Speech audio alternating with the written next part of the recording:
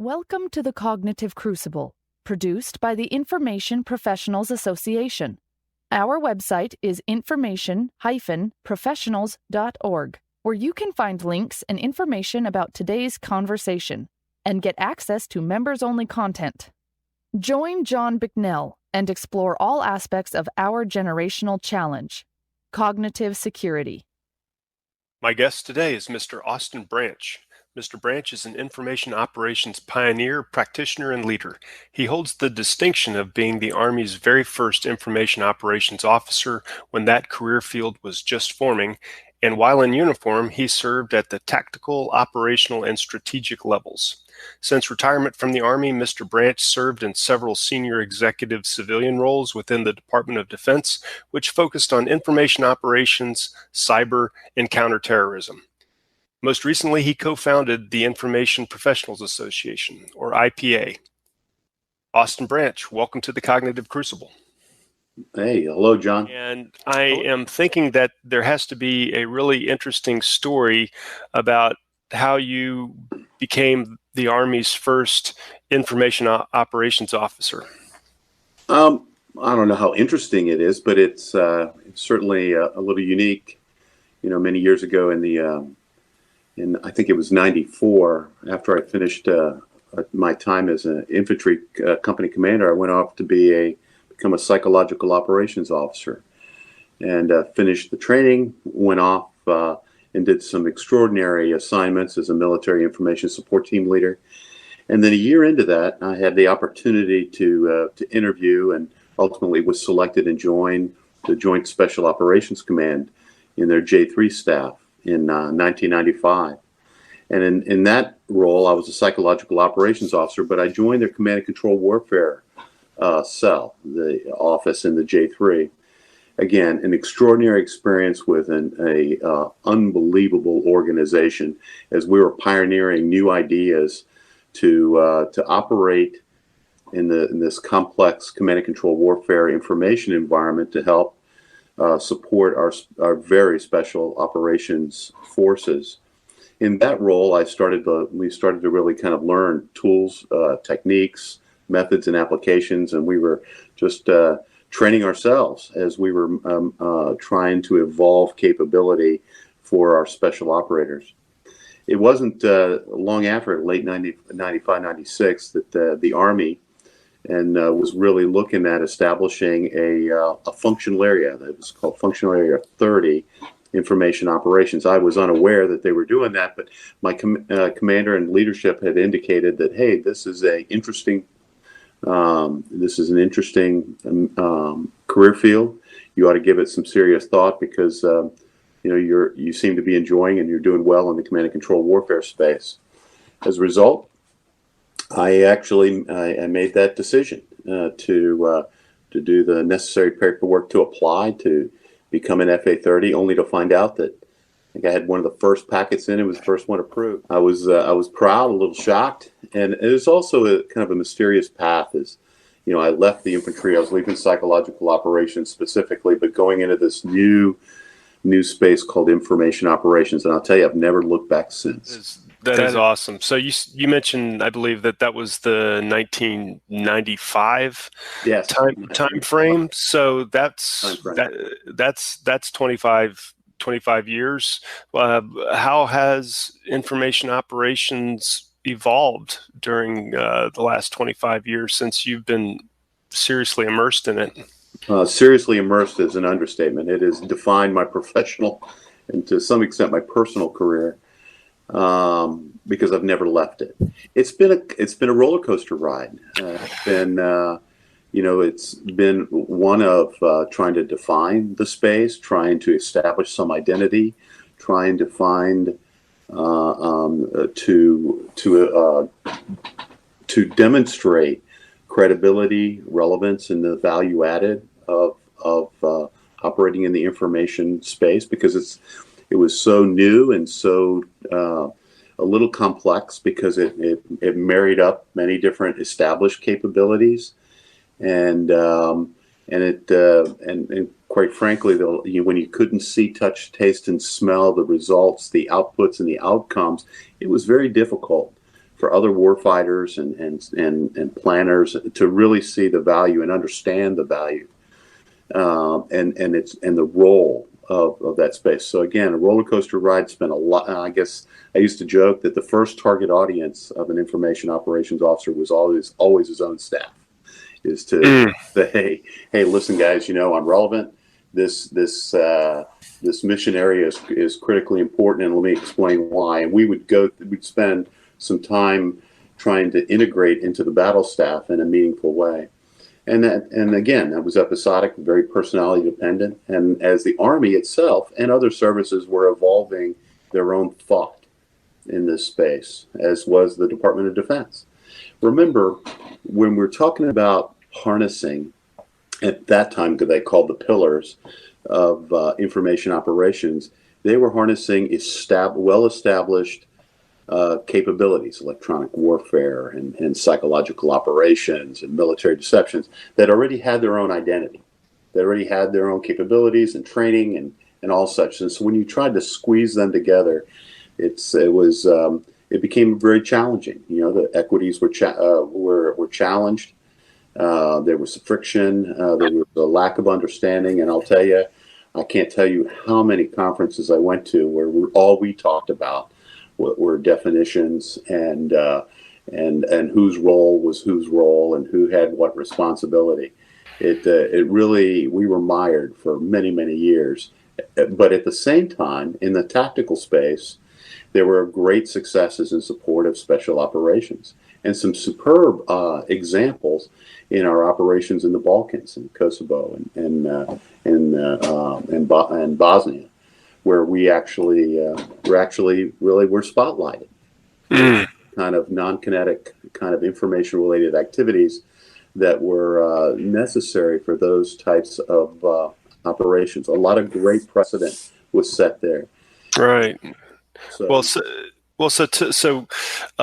Tactical success is fantastic. It does not necessarily parlay to strategic harmony, and I think I'm still hearing you express a little bit of challenge in the national strategic landscape. How are things strategically, would you say? And is America or the West or the free world, how are we positioned to compete in the information environment? I'd say today that we're getting a little bit better. And remember, there's, as I mentioned, there's pockets of excellence. There's superb examples of extraordinary work that's been done in this space. But as a whole, we remain challenged with the pressures that the Chinese and the Russians have placed upon the competition in the information environment. It is created this pressure for the U.S. government and certainly the Department of Defense to kind of reevaluate how we're organized and how we orient our capabilities towards competition in the information environment. And there's been some, they've raised the priority level of some of this work because we're being threatened on a daily basis. And so 5 years ago, I would tell you that we're desperately still struggling to carve out that space, even though there were some superb attempts like the IO roadmap in 2000 and 2001 and then other efforts like the Information Operations Task Force at the Joint Staff, and then the establishment of service organizations to move forward.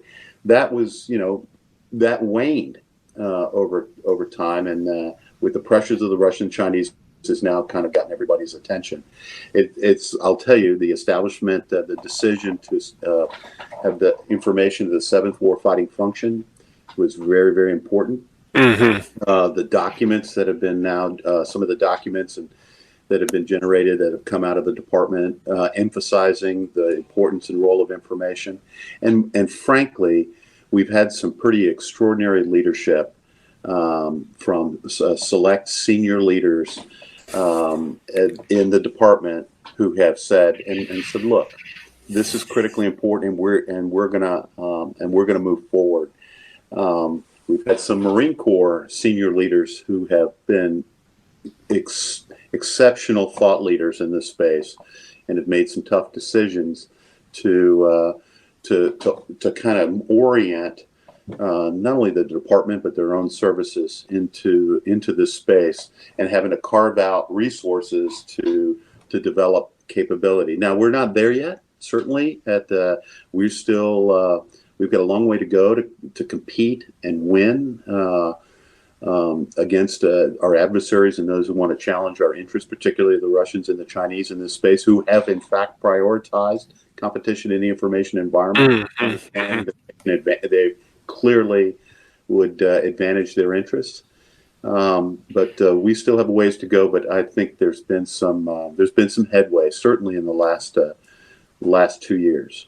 Right. Well, so as you're saying, their adversaries, Russia, China, other state and non-state actors have prioritized information operations, and that implies, at least to me, that some kind of security apparatus is necessary for the West and the United States. So, how do we approach the security and steeling ourselves against the information threat?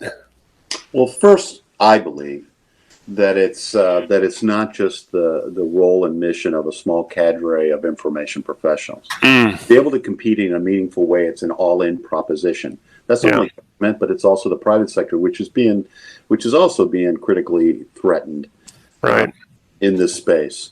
And so I believe that being able to kind of to have a common orientation, to have a shared understanding of the outputs and outcomes that we all might have, and we'll find that there's a lot of commonalities, and that we have some leadership that's able to kind of harness our capabilities, our tools, our extraordinary technical talent and capability, and then provide, as I mentioned before, this kind of common orientation. That doesn't mean centralized control. It means there's our U.S. government has this tremendous power to convene, and imagine if you can convene and provide kind of a general understanding of our where our strategic interests are, and what might be consistent with the interest of industry or other private sector entities or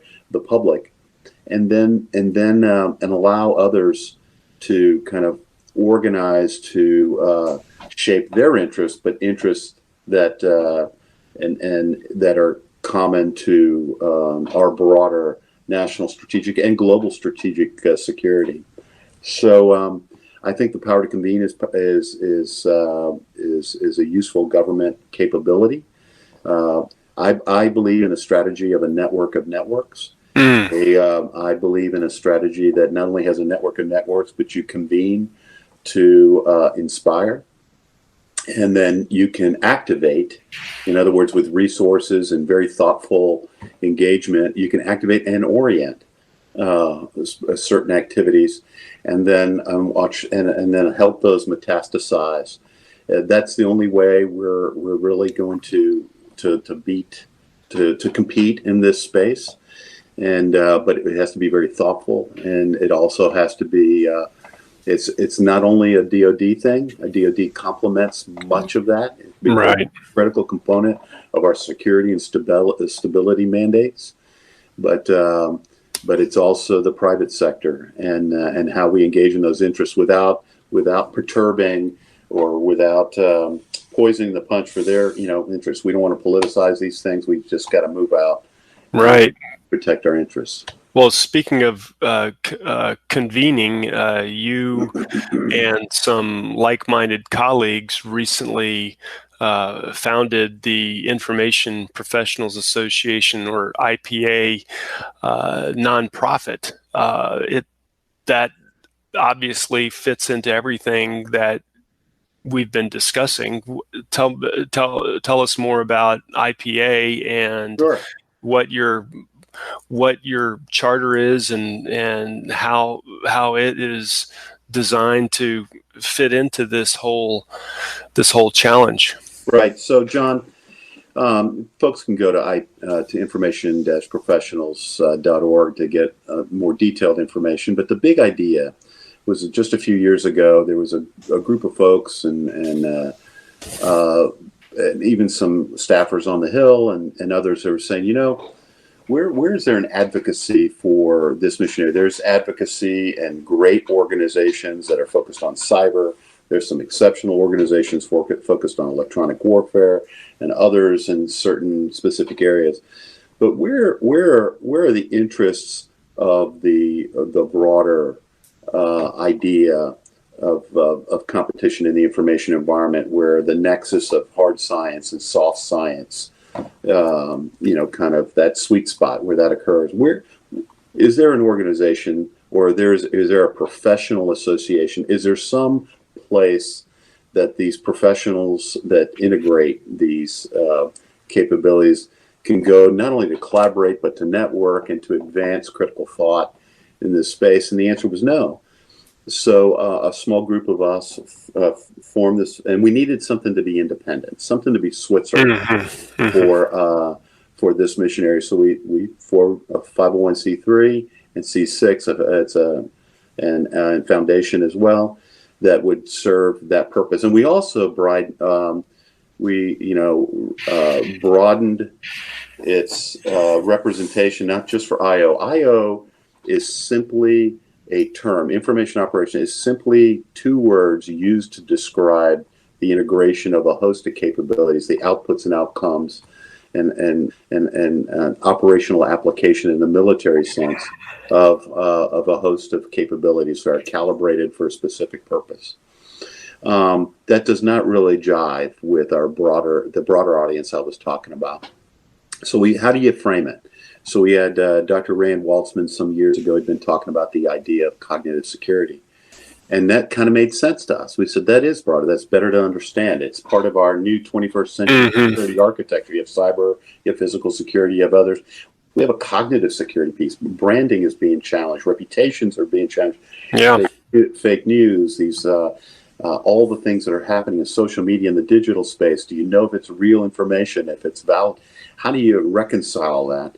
So this is in our face every single day. It's not just governments, it's industry as well. So how do we form an organization that also attends to those issues? So we really wrapped our arms around the idea of cognitive security as well. So here we are as an organization that advances these types of thoughts and competition in the information environment, and tools, methods, applications, thought, and not only those ideas, but broader, bigger, thoughts about how do we make sure that we don't that governments and militaries and other organizations recognize the value of having capability in this space, and what threats are out there, and that's as we all know, it's a very information and environment's a ubiquitous space. And things change every day. So we got to stay on top of this. And we want to be great representatives. We really want to be a platform for this collaboration amongst this global community of professionals. Let's say that I'm completely unfamiliar with information operations, cognitive security, information warfare. What is a good beginner book or an introductory book that you could recommend to a lay audience to get to wet their whistle on this whole discussion? Well, right. There are so many, and there's also a lot of white papers. There's a lot of student, war college documents, and a host of other material. But I'll tell you what, believe it or not, and remember I told you I got introduced to these ideas of competition in the complex information environment, and its and the strategies and its role and importance early on in 1995, when I started in the command and control warfare space, when a boss of mine handed me some of the Toffler books, and Alvin and Heidi Toffler, as they were looking into the future, future shock, third wave, war and anti-war, and all the challenges that we are seeing today, right? And so that really kind of got me interested, and then I kind of juxtapose those kind of big thoughts onto the operational environment I was experiencing back then and what I imagined might be in the future. And so that inspired me to study more and to get more deeply involved. And then, quite frankly, I became incredibly proud and honored to be, luckily one of the group of pioneers in this space where we were carving out what works, what doesn't work, what makes sense, what doesn't make sense, watching our adversaries evolve. How do you organize for these things? So a lot to read out there, but the reality is, this is not going away. It's only going to become more complex and more challenging. Competition in the global information environment is being advanced by extraordinary technology and even more extraordinary breakthroughs on the horizon. So this is definitely the knowledge age and information age. Mm-hmm. So if that's in fact the truth, which it is, then we most certainly need to understand how to operate, and compete, and win. What's at stake for this is as we watch our own democracy and our political process being challenged, both in the information environment, both technically and non-technically, shaping perceptions and attitudes towards our electoral process. Folks, organizations in other nation states challenging the integrity of our systems, our democratic systems. That's done through networks. That's done through the information space. That's critical to the future of our nation and those who share our interests in a democratic and free society.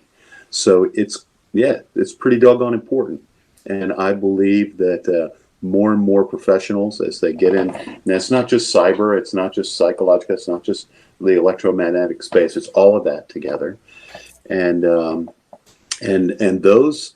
For example, I talked to some cyber professionals who are very specifically, very technical, and I share with them that they have an extraordinary technical capabilities, but they're serving platforms which actually have are platforms for cognitive effects, and so they have to have an appreciation for that soft SOFT science aspect as well. That's what makes it so powerful. And I'll tell you, our adversaries recognize that, and they attack our interests with a very balanced approach of technical, non-technical. Understand that cyber platforms are really vehicles for cognitive outcomes. Right. The weaponization of artificial intelligence and the advances in AI that enable such a powerful delivery of curated information content, and the impacts that can have are just staggering. They are, and we've got some great work going on. The Marine Corps, the Army, the Air Force, with the establishment of the 16th Air Force, the U.S. Army Cyber Command transitioning into information warfare. The Navy really for many years has been focused on information warfare. So our services, many of our leaders are taking this seriously now, and we're watching this evolution in organization and in capability. So I'm excited about that. I'm excited about the leaders that are there because they get it. Now, it's still a lot of education, a lot of integration. Remember, it's an all-in proposition, so there's still equity walls to kind of dissolve So we have this kind of more unified effort. But I am, I'm pleased to see that Congress has also placed some attention on this and provided some guidance in the recent NDAAs, and the department is looking how to organize and elevate the role of oversight and management of this space, thankfully. And so we'll see how that all pans out. I'm sure there'll still be some more bumps, but our adversaries need to be on notice. This has got our attention, and we're going to compete. Well, that's all very well said. Listeners can find out more information at information-professionals.org and learn how they can be part of the conversation and contribute. We'll have links to the Toffler books in the show notes. And Austin Branch, thank you so much for being part of the Cognitive Crucible. Hey, thanks, John. Thanks for the opportunity. The Cognitive Crucible is the only podcast dedicated to increasing interdisciplinary collaboration between information operations practitioners, scholars, and policymakers. To find out more about the Information Professionals Association, visit us at information-professionals.org. Please support our podcast by giving us a 5-star rating and leaving a review.